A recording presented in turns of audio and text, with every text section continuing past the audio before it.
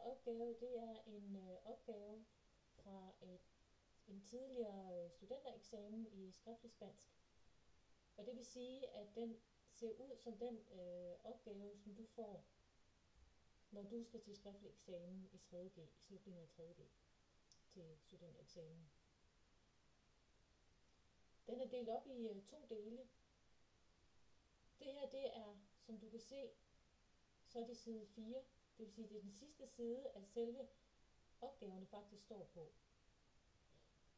Så først så skal du læse de første sider igennem, så du kan se, hvad er selve materialet, som du skal forholde dig til, når du skal til at vælge at besvare opgaver. Men i den første opgave, opgave A, det er en oversættelse fra dansk til spansk, som alle skal lave. Og i den opgave, i det her tilfælde, der er det et læserbrev. Det kunne også være en dialog mellem to personer. Det kunne også være en eller anden reklame, hvor der er en tekst til, og der er nogen, der snakker om den tekst. Det kunne være mange forskellige ting. Men det, du skal være opmærksom på, det er, at i den opgave her, der bliver du prøvet i spansk grammatik.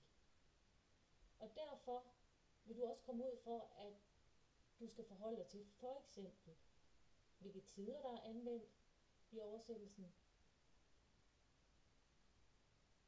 hvilke personer foretager handlingen, og hvilken tid er den handling foretaget i. Det kan også være, at du får nogle guidelines, for eksempel her, der står der i søndags, det er noget med tid, og så kigger du på verbet, for at se, jamen, hvilken tid skal verbet så stå i. Det kan også være, at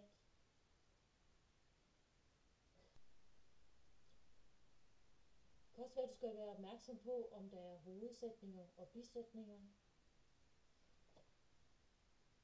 Der er kommunikative udtryk. Og så kommer der bisætning herinde. Så du skal regne med, at den her del af opgaven, det vil sige oversættelsen, er konstrueret til at prøve dig i så mange grammatiske ting som muligt. I opgave B, der er der nogle mere frie opgaver, hvor du skal besvare, her står der højst 3 af spørgsmålene. Men i virkeligheden råder de til, at man kun besvarer 1 af dem, så man kan komme i dybden med dem, og derved ligesom hæve niveauet. De er alle sammen forskellige. Det vil sige, i opgave 1 her, der er det din egen mening om i det her tilfælde emnet at ryge. I opgave 2, der skal du så kommentere på noget, som Christina her har sagt. I opgave 3, der skal du hen på side 3 og skrive en lille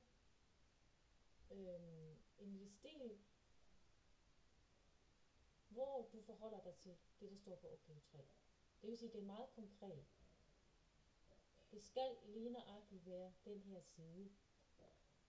I opgave 4, der skal du ind og sammenligne og kommentere på nogle titler, hvor du samtidig også skal lave en analyse af 2 illustrationer på side 3. Igen meget konkret. I nummer 5, der skal du give eksempler på, hvordan rygerne har forskellige ceremonier og rutiner omkring det at ryge. Det vil sige igen helt konkrete eksempler. I opgave 6, der skal du forholde dig til fotografierne på side 2. Og det er 2 rygere fra filmverdenen. Og der skal du ind og kigge på, jamen, hvad er det for nogle idealer, som filmverdenen viser os omkring det at ryge.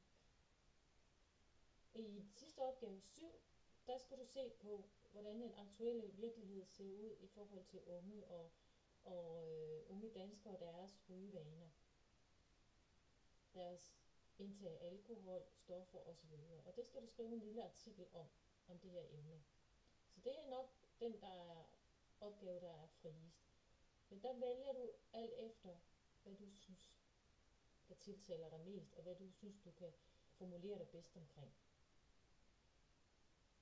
Men vær opmærksom på, at du skal være meget konkret og læse opgavebeskrivelsen rigtig godt igennem, så du er helt klar over, hvor fri den er, eller om du skal forholde dig til noget bestemt i opgaven. God fornøjelse!